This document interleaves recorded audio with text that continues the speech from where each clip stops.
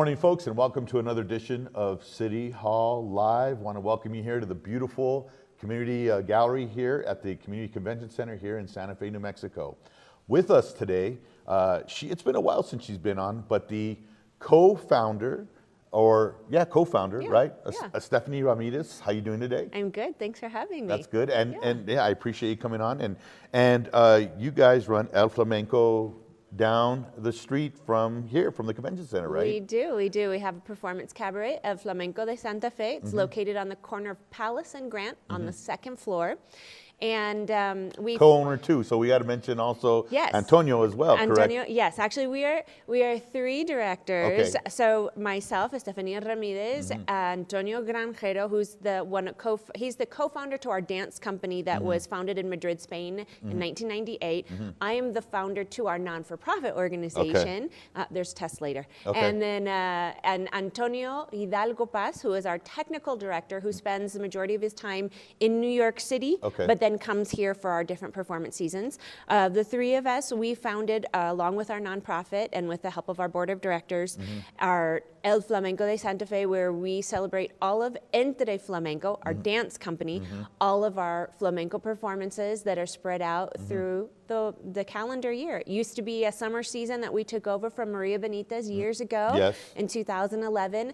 And since then, we felt that we needed to create more performance season because there is a demand for folks that want to see flamenco all year round. So then we founded our fall season, then our holiday season, and now we have a newly founded spring break season that we're going to be starting next month in March. Awesome. So lots of exciting things going on. Yeah, no, absolutely. And you bring up, Antonio, a gem within New Mexico. Absolutely. A rare gem within gem. the United States. A rare gem, right? Exactly. Antonio Granjero is the only Spanish flamenco director on U.S. soil. And we're really, really proud to count on his artistic leadership.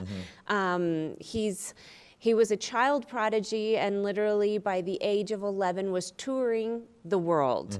By the age of 16, 17, he was sponsored by Antonio el Bailarín and by what used to be the ballet of Spain that would represent the company, which was called Ballet Arbarizuela, which was a youth ballet company of Spanish ballet, Spanish dance, and flamenco.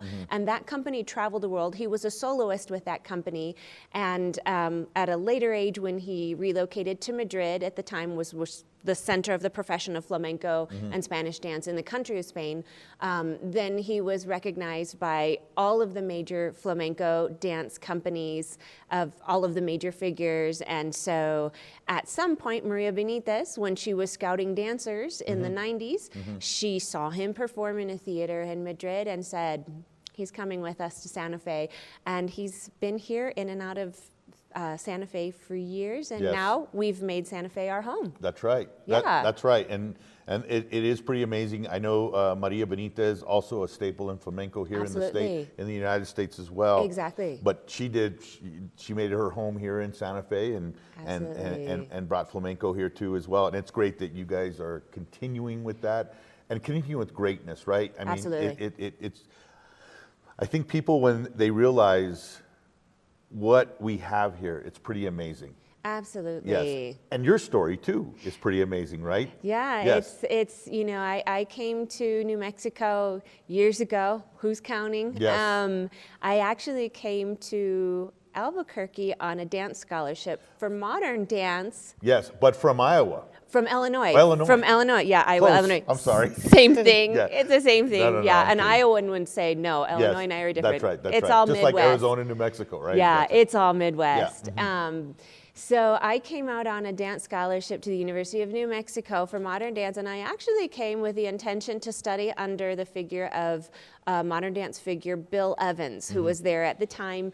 And when I arrived, I started my training. But at the time, the dance department, dancers that were focusing on modern dance had to work the ballet or the flamenco productions. So my first semester in Albuquerque, I had to be one of the techs to help fast costume changes and lighting and whatnot, stagehand for the flamenco and ballet production, which they combined at that time. And I saw flamenco for the first time, and I thought, wow, that relationship of those live musicians with the dancers and everything we're doing, I was so taken by it that I knew at that moment that I wanted to change my focus from contemporary or modern dance to flamenco. And being that I had tapped from childhood really helped, because, I mean, I'd study other dance forms, but since I was familiar with percussive dance, that, hey, I could really start that transition. And it's a lifetime dedication, but it's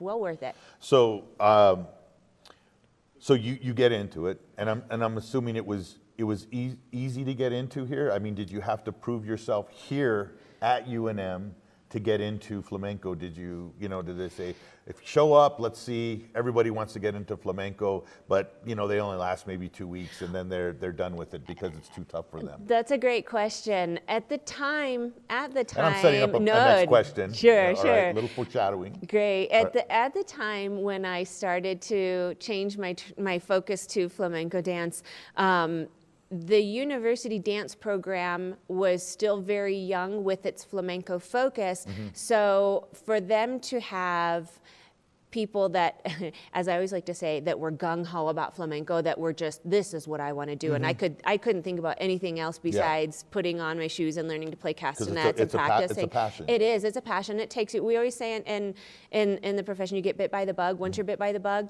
there's no changing your lifestyle. That's what you dedicate your time to. They were pretty excited about it because it was a young dance program in development. So, I mean, it was a great time for me to really start studying flamenco, because they were excited to have young dancers that really wanted to submerge themselves in that dance form and in the culture. Who was the professor back then that was ahead of the flamenco program? At that time, and continues to be Eva Hensinia Sandoval. And then also at that time, the person that really mentored me was Pablo Rodarte. He is an American-born dancer, one of the few. Maria Benitez, Pablo Rodarte, Teo Morca, and I have to, Lidia Torrea, one or two other. There were literally 5 or 6 Americans that you can count on your right hand that had made their bones in the profession in Spain. Okay. So Pablo was one of those figures. He was established in Madrid for more than 20 years, had his own company, worked with some of the biggest figures of the golden age of Spanish dance, some of those figures that were established from the 50s through the 70s. He was there during that period, as Maria was, and he's American born. And Maria is too, correct? And Maria is too. Maria's from Taos, even though she established herself in Santa Fe, but she is from Taos. She is American born. So I mean, there's very few Americans that have made their bones and in the profession. And from my generation, there's only a few of us as well that have really established themselves. Of course, all flamenco dancers, that wherever they're from, they go to Spain to study, but it's very different to go and spend a month or two than it is to spend 13 years and establish yourself and to work and rub elbows and to pay your dues there. It's hard work. No, it is, and I'm getting what.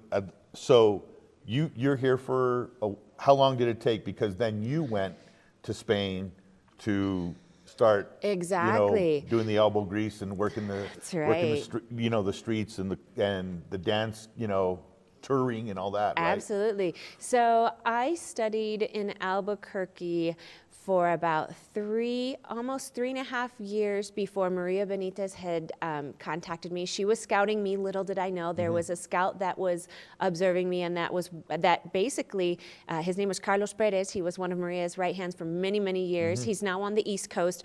He's worked under not only Maria, but he's worked under projects of Brishnikov, Twyla Tharp. I mean, the best of the best. So I mean, that tells you a lot about Maria and the quality and the caliber of flamenco and Spanish dance that she was producing.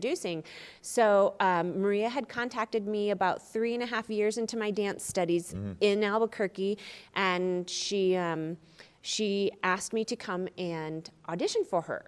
And little did I know, I thought I was auditioning for her. What she had established at the time was her second company, was a group of pre-professional dancers. So at the time, I did a private audition. I was in a studio alone with Maria, and at the time, her late husband, Cecilio Benitez, and Merrill Brockway, who, little did I know, I had no idea, he was one of PBS producers and one of her board members, but he was a person that founded Dance in America and all of the major dance emissions and programs that had aired in PBS throughout the 60s, 70s, and 80s. So it was a big deal. Yeah. I had no idea. Yeah, I just thought I was auditioning for Maria's second company. Yeah. And which was intimidating as it was by herself, right? I got to tell you, Maria is a serious businesswoman, a serious she dance is. figure. She is intimidating to this day, but you know, that's why she is who she is and what she has created.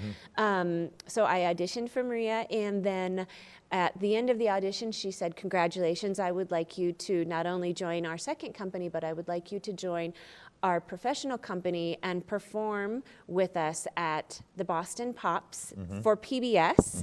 And of course, I, had no reaction time of saying absolutely. I don't think I even let her finish the phrase and the sentence while she was offering.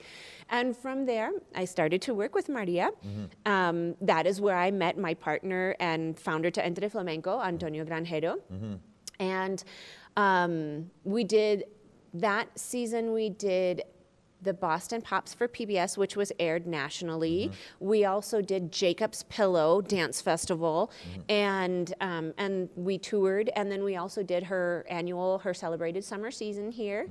And I worked with her for a couple of years, and from there... You were young. Like, I was young, You were a kid, right? I'm not saying you're old now, because you're not, but you know what I'm saying? Like, I was young for the profession. Okay. I was definitely young, and even though I was introduced into the flamenco dance profession, there was still so much, and even today, there's still so much to learn. It's an ongoing, process, and it's a lifelong dedication, and that's what's so exciting about the dance form, is that you have to continue studying, you have to continue to recycle yourself, because there's always something to learn. And so from there, I started to work with Maria, then I started to train in Spain. And after a couple of different years of working with Maria ongoing, she changed up her company and said, keep in touch. And from there, I established myself in Spain, and years later, she was back in touch again and said, "Hey, I've got work. Are you coming back to the company?" And then the tables had turned, because instead of being a young dancer that was being introduced into the profession, I had been in Spain for 8 years working as a dancer. Yep. And so establishing yourself in Spain, myself in an Spain. outsider American. Very difficult. Tough to do. Very difficult, right? Absolutely. It's tough for Spaniards to defend themselves in the dance profession in Spain. So for an outsider, for a foreigner, it's more difficult. Yeah. There are folks that... There's a movie in there, I'm just saying. We need to, right? That's our next project. I'm just saying, that's our next project. You never know, right? Yeah. But yeah, definitely. Yeah. There are some directors, some Spanish directors and choreographers that they don't care what passport you have. They really don't. If you can defend yourself and you are a hard worker and you are respectful and know etiquette and know how to navigate your career within the dance profession, they don't care where you come from. Of course, there's a lot of others that do, that they want to know where you're from, and it matters to them. It's their culture, so it's very personal to them. Is it a structure where you work in like the smaller stages, like the off Broadway of Spain, whatever, the off flamenco main area where people perform, where you start at the lower, performing places, and then you work your way up to the big ones once you prove yourself? So, is it kind of like, So it's something similar to that idea. So flamenco is a traditional dance form. It's a traditional art form, Yes. not only for the dancers, but for the singers and the guitarists. So the tradition goes as such. Okay. When you study flamenco, it's not that you make the decisions of how you progress. It's always a master artist that opens the opportunity to you to progress. But you got to prove to them, right? But you have to prove to them. So Yeah. you have to pay your dues in the studio and take lots of class so they can see you. And then Okay. from there, the opportunities come. So my opportunities were presented to me by by Maestro Jose Galvan, who's from Seville. He's one of the great maestros of Spanish flamenco dance, or what they call Escuela Sevillana. Okay. Because there is a specific schools and stylizations depending on the area of Spain where you're at. Okay. I was training in Seville in the south. Okay. Good down-home flamenco. And Maestro Galvan started to ask me to come and perform with his cuadro. So a cuadro is your most traditional, basic setup of flamenco performance where Okay. you have, it's not spontaneous or improvised type right. of dance, because people like to compare flamenco to, for example, jazz forms where it's a free form, improvisational form. It's not. It's very structured. Okay. Now you have to know the standard dances to be able to dance within a cuadro. No, they don't rehearse because they expect that you know the standard forms before you're introduced into that that style of manifestation of Gotcha. flamenco dance. So from the cuadro forms, whether the cuadros are working within tablaos or what they call salas, or different types of setups where people can come and see that type of cuadro performance. Okay, and where those usually take place? Those usually take place in either tablaos, which is like the performance space that we have, Okay. where it's a it's a Intimate performance. setting, It's right? an intimate setting, Okay. yes, or in private celebrations, or for example, I had a lot of experience of what we call in La Feria, the spring fairs and the celebrations that were official celebrations throughout the city of Seville. That is where I paid my dues for years with Maestro Galvan. And How many people? So would there be 4 people in this group, or how does that? let's see, when I was with Pepe Galvan, there were 2 guitarists, 2 to 3 singers, and usually anywhere from 4 to 6 dancers. Okay, okay, okay. And I was the only foreigner in that group. Sometimes there was another dancer. She was from southern France, but otherwise it was all Spaniards. It was all girls, all Sevillanas, and in that cuadro, there were also some really important dancers that are main frontline artists in Spain. For example, Maestro Galvan's daughter, Pastora Galvan, was one of the dancers at the time. She was about 16 or 17, and now she is one of the main figures of flamenco dance. Wow. So I got to share those experiences with really important dancers and learn from them, and that was priceless. How were people surprised when they found out? I mean, because I'm sure when they look, they say, "Oh, she's not." They had no idea that That's I right. was an American. Yeah. And still to this day, a lot of folks, we have a lot of funny stories. I mean, at that time, I was known in Seville as La Americana. Yeah. Estefania, because there were 2 Estefanias. Estefania, ¿cuál? And they'd say, La Americana o La Francesa, because there was one that was For myself, France. and there was another from France, who was Estefania La Francesa. Oh, okay. They called her funny, but she was a phenomenal dancer as well that also Wow. is doing great things in southern France right now. Yeah. Nonetheless, it was always, wow, you know, it's helpful to have the look. I mean, I have Mexican American origin, but nonetheless, being of Hispanic descent is very helpful. Oh yes. But yeah, I was La Americana, and then later on down the line, different occasions in Jerez, where Antonio, my partner, is from, and where our son was born. There were different times where we would be in ambient of, you know, with different artists. And there's one really famous guitarist by the name of Juan Manuel Cañizares, and my partner worked with him a lot. I mean, he's almost equivalent to Paco de Lucia, to the world's greatest guitarist who passed away a couple years ago. But Cañizares, when I met him, he said, "You're down." So he asked my husband Antonio, he said, "Where's she from?" I said, "American." He said, "No." He wanted to see a passport. That's funny. He wanted to see a passport. So that also brings up, and I know we got to there's things we got to talk about. Sure. But I just want to. So do you? And I have a lot of questions too. But Sure. So do you tend to stay with, like, the dancers? Do they tend to stay with the musicians and the singers? Is that traditional, or is it known that, hey, we'll hang out and we'll perform, and do this for a couple of months, then we'll move on to some other things. Is there like some kind of a loyalty thing with that, or or a code or something? Not really. I mean, within the profession, we all have to be independent artists. So we have to really know how to network and how to work within the profession, because when this contract finishes, for example, we have a contract in the month of March for 3 weeks, and then after that, the artists, they have to be aware of, okay, they really have to network, because in the period from April So just to like a movie June, gig or something, right? exactly, yeah, they go from contract to contract or gig to gig or production, from production to production, because the cuadro work is the most basic and traditional work. But what Entre Flamenco does here, we have production. So it's a formal production in the sense that it is choreographed, it is costumed, it is lit by our lighting technician or our lighting director. So it's not an improvisational or a standard type of performance. It is choreographed from beginning to end. Okay. Okay. So let's get back. So now then you come back here because you got called by Maria Benitez. Maria Benitez. Yes. And then you start to tour around the United States, right, with her group. So then I came back to the United States, and at that time, I had work with Maria. At that time, she wasn't touring; she was just doing her summer seasons here. So I would spend part of the year here with Maria, and then I would go back to Spain and continue to work in Spain. And at that time, the work that we were doing, Entre Flamenco, since it was founded in Madrid, in Spain, we had relocated Entre Flamenco to Jerez de la Frontera, to southern Spain. And at that time, Antonio and I were doing solo projects. So we did some touring through Europe. We worked in Spain and in Germany.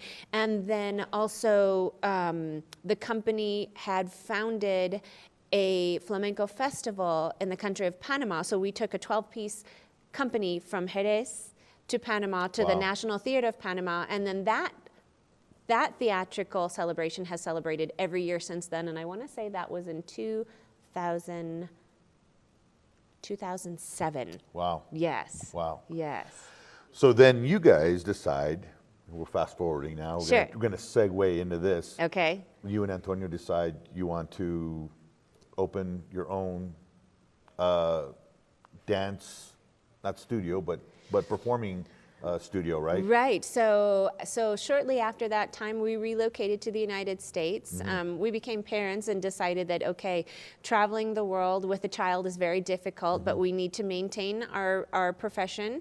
And so at that time, we decided to relocate to the United States. At first, we relocated to San Antonio, Texas, where we did open up a performance, a dance center. We had a performance venue there, as well as ongoing classes similar to what we do here, although there it was just a performance venue. It wasn't a full cabaret. Here we have full restaurant licensing and full restaurant service.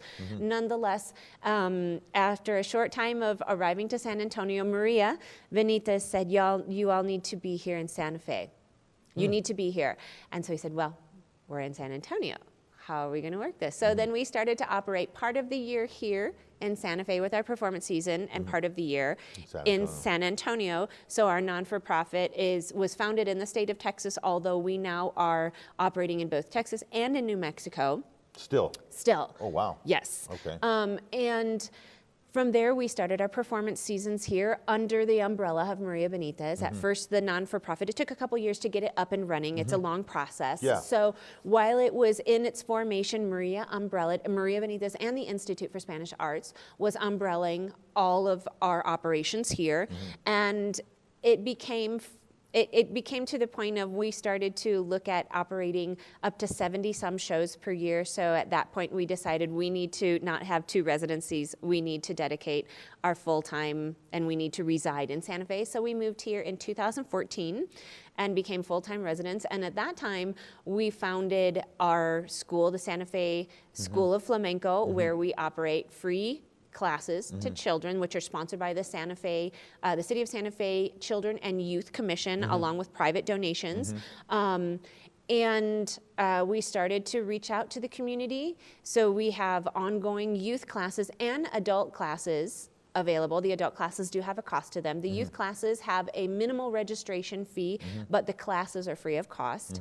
And at the same time, then at that time, we were up at the lodge at Santa Fe performing, but then we decided that we wanted to be able to expand our performances as much as the calendar years would permit. So then we opened up Flamenco, that's just down the road here on the corner of Palace and Grant, and now we have all of our operations happening there. That is awesome.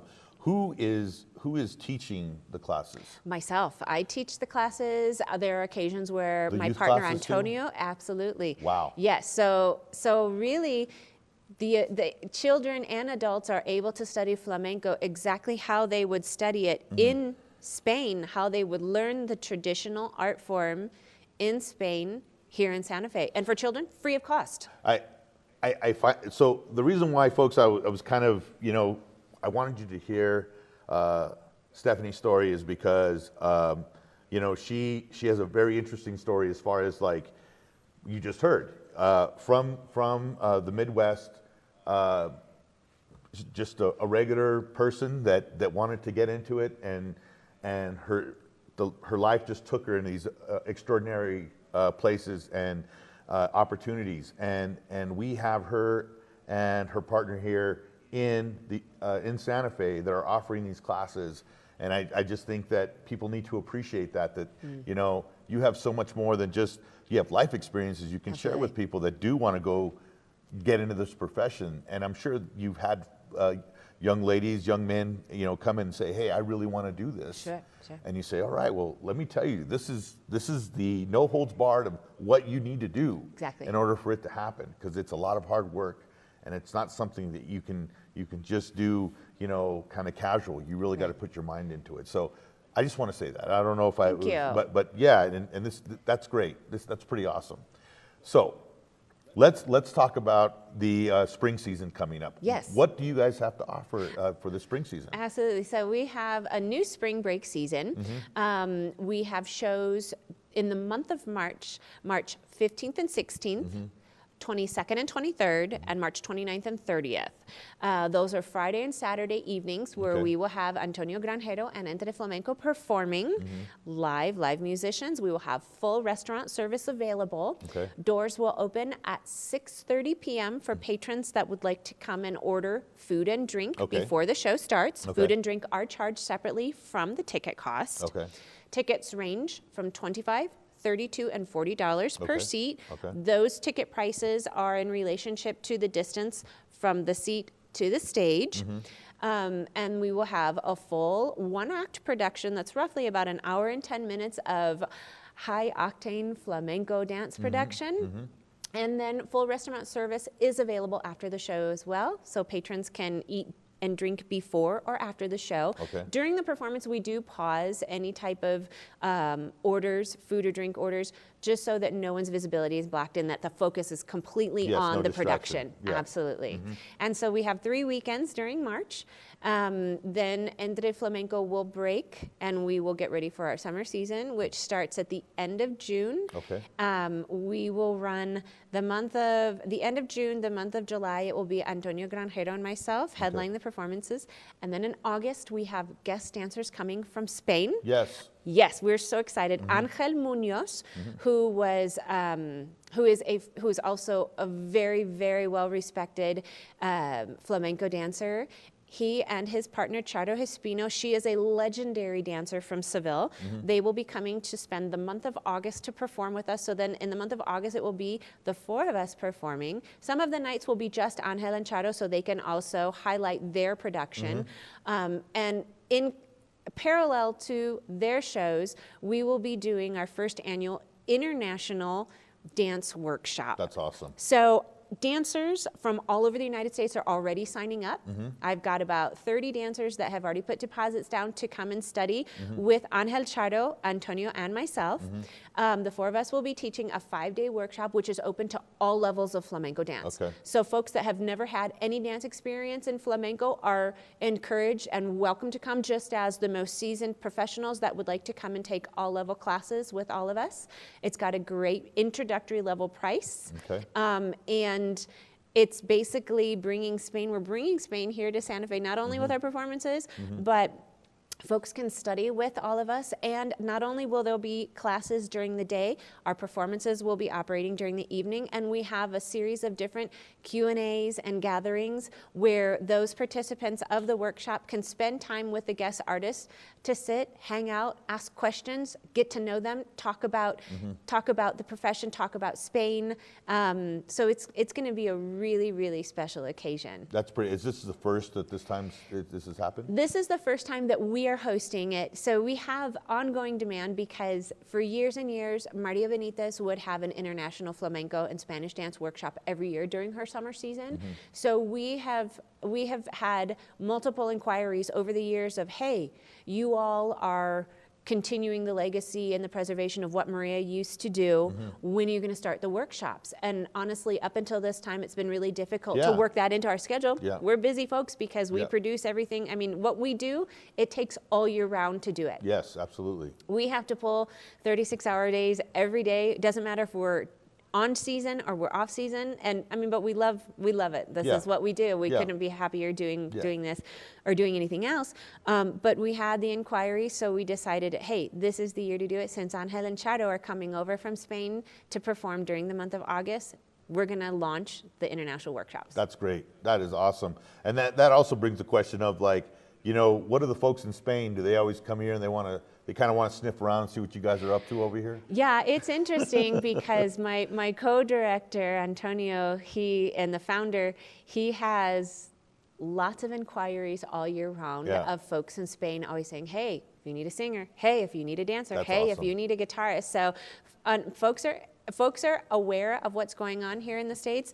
Entre Flamenco is the only flamenco dance company in the nation and in North America that is producing. This year we have a volume of more than 100 performances that we will be presenting. Last year we had a count of 91 shows. This year we've hit the 100 mark with our spring break season, the summer, the fall, and the holiday shows, and touring as well, because we do other contracted services or touring throughout the United States. So it's a busy schedule. So there are artists in Spain that are aware that, hey, these people have work all year round. And there is no other, I mean, in this day and age with the economy, in the dance industry in general, there are very few dance companies that are able to produce that volume of shows, that many performances per year. It's very difficult. No, it seems it'd be taxing too. It would just seem like, but exactly. It's like you said. What else would you rather be doing? Exactly, right? exactly. And I do have to make an important note.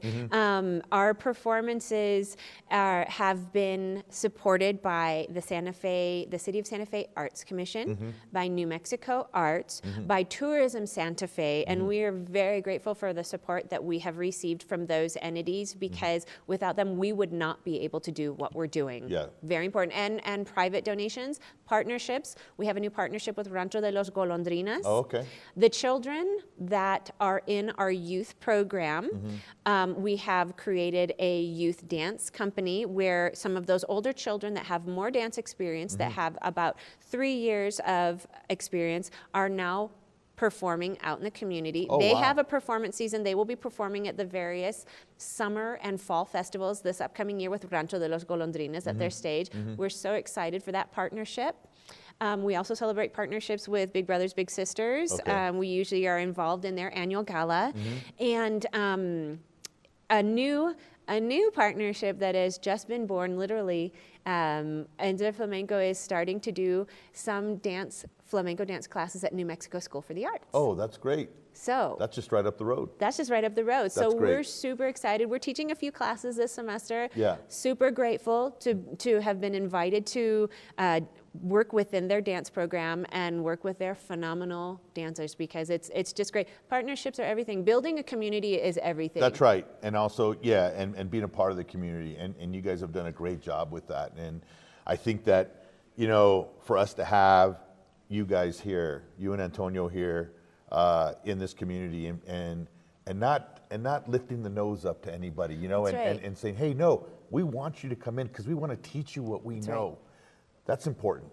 Absolutely. And congratulations to you guys Thank on that. you. Yeah. Thank you. No, definitely. So one last time. Yes. This starts Yes, March 15th, that's right. right? And runs all the way to the 30th, Yes. right? And so tickets available now? Tickets are available at our website, Okay. entreflamenco.com, or you're welcome to call 209-1302, our direct line. We can do ticket reservations online or via telephone. And we're also happy to give out any type of information on classes, but yet tickets are available. They're selling well, so make sure and make your reservation soon and come and enjoy a spring break weekend with us. We'll be happy to have you. Absolutely. Thank you. Thank you for having me. Yeah, I appreciate it. I always enjoy your story because it's just so interesting and intriguing. So, Thank you. Yeah, good stuff. Great. Thank you, folks, for joining us today. It's been City Hall Live. I want to thank Adrian. I want to thank Christina for being behind the scenes with us today. Folks, have a safe week. Have a great week. Adios.